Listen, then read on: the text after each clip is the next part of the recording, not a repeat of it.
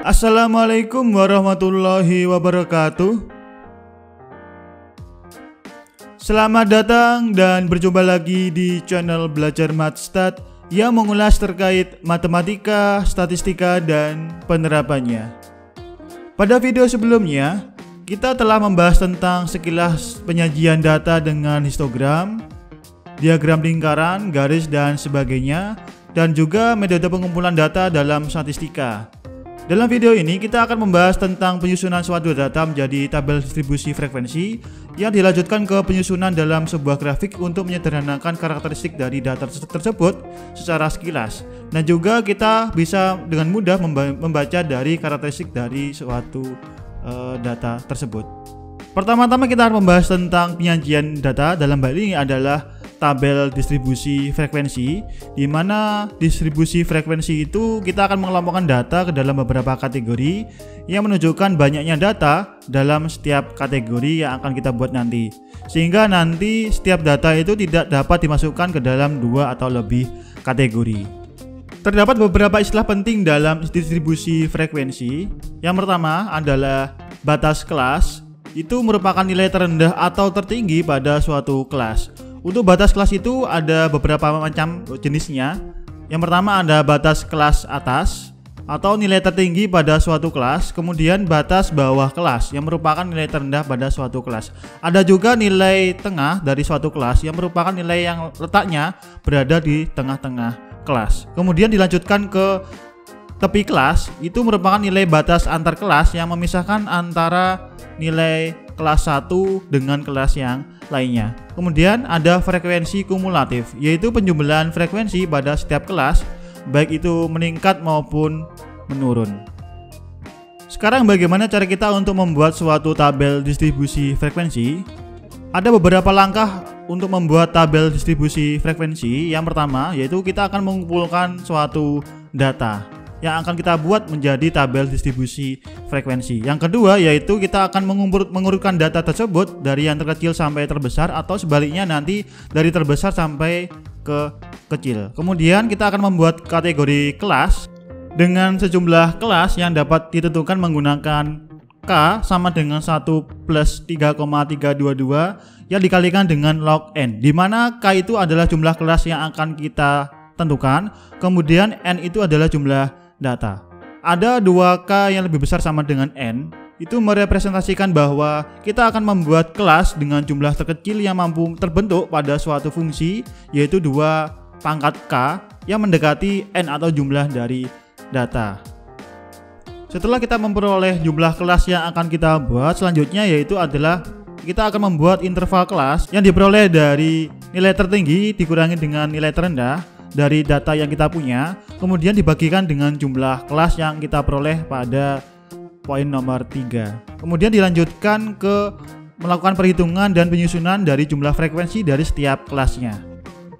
Contoh, misalkan kita punya suatu data yang akan kita ubah menjadi distribusi frekuensi dengan data sebanyak 22 dan nilai tertingginya adalah 114,4 dan terendahnya adalah 77. Kemudian kita akan membentuk suatu jumlah kelas yang mampu kita buat dengan rumus 1 plus 3,322 yang dikalikan dengan log N, dengan N nya adalah jumlah data yaitu 22, sehingga jumlah kelas yang mampu kita buat dari contoh ini adalah ada 5 kelas. Kemudian dari informasi nilai tertinggi yaitu 114,4 dan nilai terendah 77, kita bisa membentuk suatu interval kelas yang diperoleh dari nilai tertinggi dikurangi dengan nilai terendah, kemudian dibagi dengan jumlah kelas yaitu ada 5, sehingga interval kelasnya dari setiap kelasnya itu ada 7,4. Sehingga jika kita membentuk suatu distribusi frekuensi dari setiap kelasnya yaitu adalah sebagai berikut.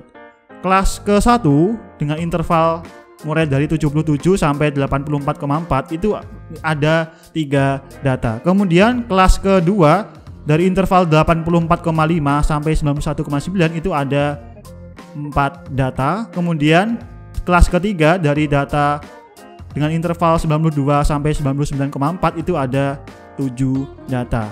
Sampai kepada kelas kelima yaitu dengan interval kelas 107 sampai dengan 114,4 itu ada 4 data. Di mana kita bisa mengetahui batas kelas, yaitu di sini ada batas bawah untuk bagian kiri yaitu 77 untuk kelas 1, kemudian 84,5 untuk kelas kedua sampai 107,0 itu untuk kelas ke-5. Kemudian untuk batas atas kelas itu bisa kita lihat di sini bagian kanan. Untuk kelas ke-1 adalah 84,4, untuk kelas kedua yaitu 91,9, kelas ketiga yaitu 99,4 sampai ke kelas ke-5 yaitu 114,4.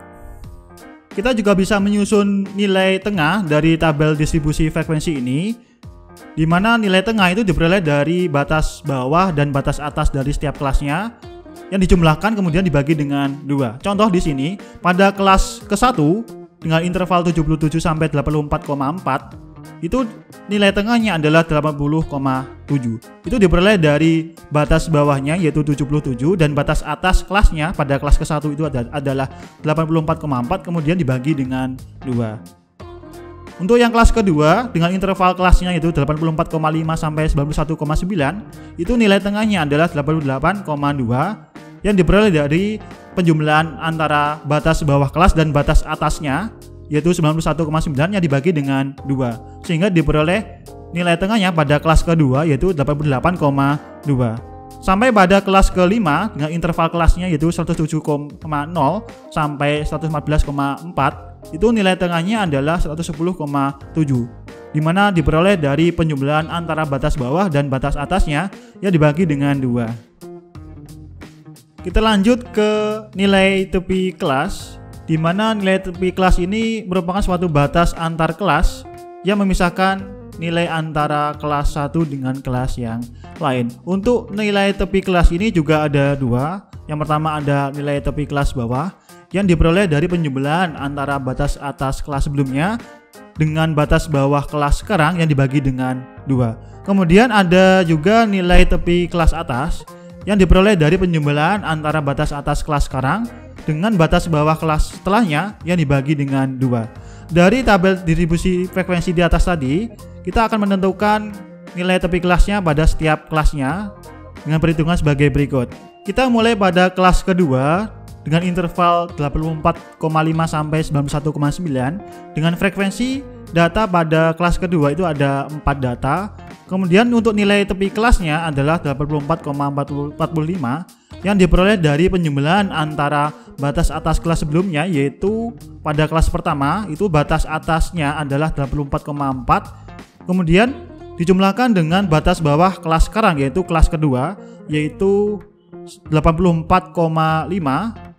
selanjutnya dibagi dengan 2 diperoleh yaitu nilai tepi kelasnya pada kelas kedua yaitu 84,45.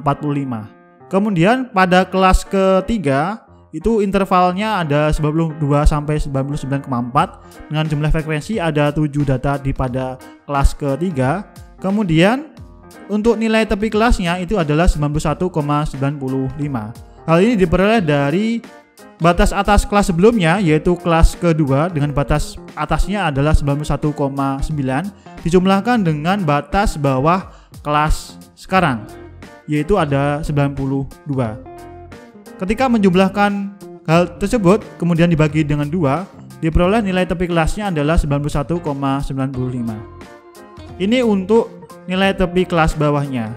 Kemudian kalau nanti nilai tepi kelas atasnya kita bisa menggunakan rumus di atas tadi yaitu batas atas kelas sekarang dijumlahkan dengan batas bawah kelas setelahnya yang dibagi dengan 2.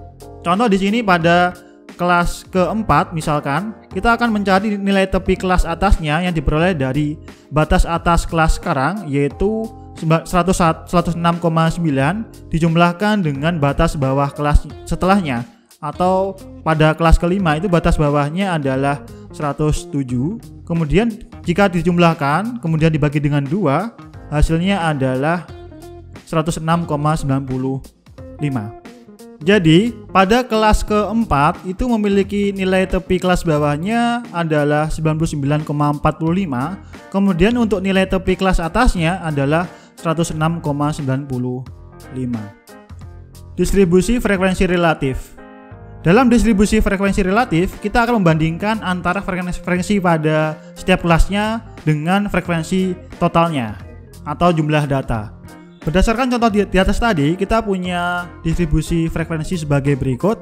Kita akan menentukan distribusi frekuensi relatifnya pada setiap kelasnya. Misalkan pada kelas ke-1 dengan interval 77 sampai 84,4, di mana kita punya 3 data pada kelas ke-1. Kemudian kita akan menentukan frekuensi relatifnya dari frekuensi pada kelas ke-1 dibandingkan dengan frekuensi totalnya atau jumlah data, yaitu 3/22, atau nanti bisa kita ubah mendalam bentuk persentase dengan mengalihkan dengan 100%, sehingga kita diperoleh yaitu frekuensi relatifnya adalah 17%. Pada kelas kedua dengan interval 84,5 sampai 91,9 dengan frekuensinya adalah 4. Kemudian frekuensi relatifnya adalah 22%. Yang diperoleh dari jumlah frekuensi pada kelas kedua yaitu ada 4, kemudian dibagi dengan frekuensi total atau jumlah data sebanyak 22. Kemudian kalau kita ubah menjadi bentuk presentasenya tinggal dikalikan dengan 100%. Sampai pada kelas kelima, misalkan pada kelas kelima itu dengan interval 107 sampai 114,4 dengan jumlah frekuensi pada kelas kelima ada 4 data. Kemudian frekuensi relatifnya adalah 22 yang diperoleh dari 4/22 dikalikan dengan 100%.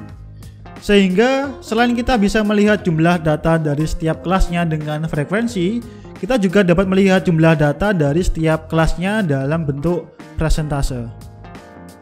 Sedangkan untuk distribusi frekuensi kumulatif itu menjumlahkan setiap frekuensi pada masing-masing kelasnya yang terbagi menjadi 2, yaitu frekuensi kumulatif kurang dari dan frekuensi kumulatif lebih dari. Perhitungan frekuensi kumulatif ini merujuk pada nilai tepi kelas pada setiap kelasnya. Misalkan pada kelas pertama dengan interval 77 sampai 84,4 dengan frekuensi kelas pada kelas ke-1 itu ada 3 data dengan nilai tepi kelasnya adalah 76,95. Sehingga frekuensi kumulatif kurang dari 76,95 itu ada 0 karena tidak ada data yang berada di bawah dari 76,95. Tetapi untuk frekuensi kumulatif lebih dari 76,95 itu ada 22. Hal ini dihitung dari penjumlahan frekuensi pada setiap kelasnya, yaitu 3 dijumlahkan dengan 4 dijumlahkan dengan 7 dijumlahkan dengan 4 dijumlahkan dengan 4. Karena setiap data dalam setiap kelas ini nilainya itu lebih dari 76,95. Kemudian misalkan kita lanjutkan pada kelas ke-5 dengan interval 107 sampai 114,4 dengan frekuensi sejumlah 4 dengan nilai tepi kelasnya adalah tepi kelas bawah 106,95. Kemudian frekuensi kumulatif kurang dari 106,95 itu ada 18 yang diperoleh dari data yang kurang dari 106,95 dari kelas ke-1, kelas ke-2, kelas ke-3 sampai dengan kelas ke-4 itu ada 18. Sedangkan untuk frekuensi kumulatif lebih dari 106,95 itu ada 4 karena data tersebut itu semuanya itu berada di kelas ke-5 dengan interval 107 sampai dengan 114,4. Dan yang terakhir masih pada kelas ke-5. Dalam hal ini nanti akan kita bandingkan dengan nilai tepi kelas atasnya yaitu 114,45, di mana frekuensi kumulatif kurang dari 114,45 itu ada 22. Karena semua data yang kita punya tadi itu berada kurang dari 114,45. Sedangkan untuk frekuensi kumulatif lebih dari 114,45 itu 0 karena tidak ada data yang lebih dari 114,45. Dari beberapa tahapan contoh di atas tadi, khususnya setelah memperoleh nilai tepi kelas, baik itu tepi kelas atas dan bawah, kita bisa menyusun diagram batang atau histogram dari tabel distribusi frekuensi. Di sini, sumbu horizontal itu merepresentasikan kelas dari setiap interval, di mana mengenai lebar dari batang itu tergantung dari panjang interval kelasnya. Sedangkan sumbu vertikal itu representasi untuk jumlah frekuensi. Kemudian dari informasi tepi bawah dan tepi atas kelasnya dari slide di atas tadi, kita punya hasil sebagai berikut, di mana tepi kelas itu menjadi nilai batas antar kelas yang memisahkan nilai antar kelas satu dengan kelas yang lainnya. Misalkan di sini pada kelas kedua itu memiliki tepi kelas yaitu 84,45 yang memisahkan antara kelas 1 dengan kelas kedua. Kemudian kelas kedua dan kelas ketiga itu dipisahkan dengan tepi kelas yaitu 91,95 sampai pada kelas keempat dan kelas kelima itu dipisahkan dengan tepi kelas 106,95. Selain itu, kita bisa juga menyusun diagram garis dari tabel distribusi frekuensi dengan informasi yaitu nilai tengahnya, sumbu horizontal untuk ukuran nilai tengahnya, dan sumbu vertikal untuk jumlah frekuensi. Kita bisa menyusun nilai tengah kelas yang akan kita gunakan untuk menyusun sebuah diagram garis ini dengan memplotkan setiap kelas yang diwakilkan dengan nilai tengahnya. Misalkan di sini untuk kelas ke-1 dengan nilai tengah kelasnya yaitu 80,7. Kemudian kelas kedua itu nilai tengah kelasnya adalah 88,2 dan kelas ketiga yaitu 95,7. Untuk kelas keempat itu diwakilkan dengan 103,2 dan untuk kelas kelima yaitu diwakilkan dengan 110,7. Terakhir, dari distribusi frekuensi kumulatif yang kita peroleh di atas tadi, kita juga bisa menyajikan frekuensi kumulatifnya dalam bentuk presentase seperti yang kita lihat dalam tabel berikut ini.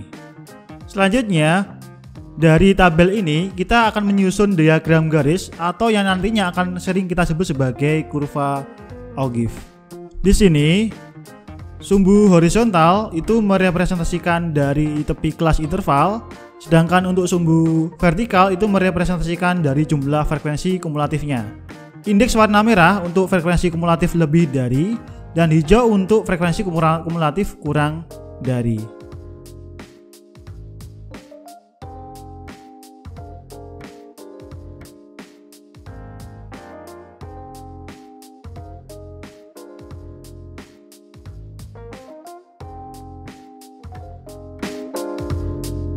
Demikian beberapa hal yang bisa saya sampaikan. Insya Allah kita akan lanjutkan lagi di video selanjutnya. Terima kasih atas perhatiannya, semoga bermanfaat. Wassalamualaikum warahmatullahi wabarakatuh.